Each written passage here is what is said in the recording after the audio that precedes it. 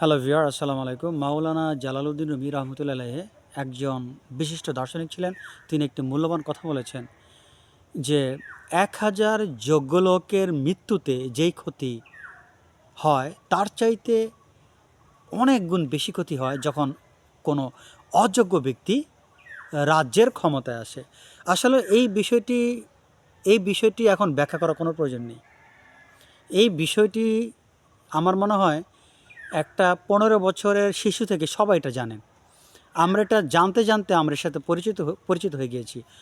একটা রাজ্যের যদি ১,০০০ যোগ্য লোকের মৃত্যু হয়, রাজ্যের অবশ্যই কিন্তু বড় ধরনের ক্ষতি হবে। এটা স্বাভাবিক। একজন যোগ্য লোকের মৃত্যু মানে একটা পরিবারের, একটা সমাজের, একটা রাষ্ট্রের জন্য ক্ষতি।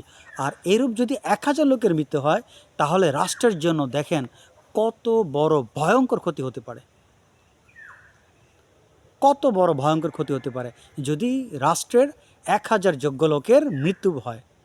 কিন্তু তার চাইতে বড় ক্ষতি হচ্ছে কি, যখন একজন অযোগ্য ব্যক্তি ক্ষমতায় আসে, একজন অত্যাচারী শাসক ক্ষমতায় আসে, একজন অমানুষ যখন ক্ষমতায় আসবে, এই ধরনের ব্যক্তি যদি ক্ষমতা আসে, সে রাষ্ট্রেরও ১২টা বাজিয়ে দিবে, বহির্বিশ্বে সে যুদ্ধ তৈরি করবে, তার ক্ষমতা টিকিয়ে রাখার জন্য সে আরেক দেশের সাথে যুদ্ধ বাঁধিয়ে দিবে। As a result lakh lakh লোকের প্রাণহানি ঘটবে, সম্পদের ক্ষতি হবে, উভয় রাষ্ট্রের ধ্বংস এবং বিপর্যয় নিয়ে আসবে। আমরা কিন্তু ইতিহাস থেকে এটি শিখেছি, এখনও শিখছি। এটি আর ভেঙে বলার অপেক্ষা রাখে না। উনি এতটা ক্ষতি করে ছাড়বেন।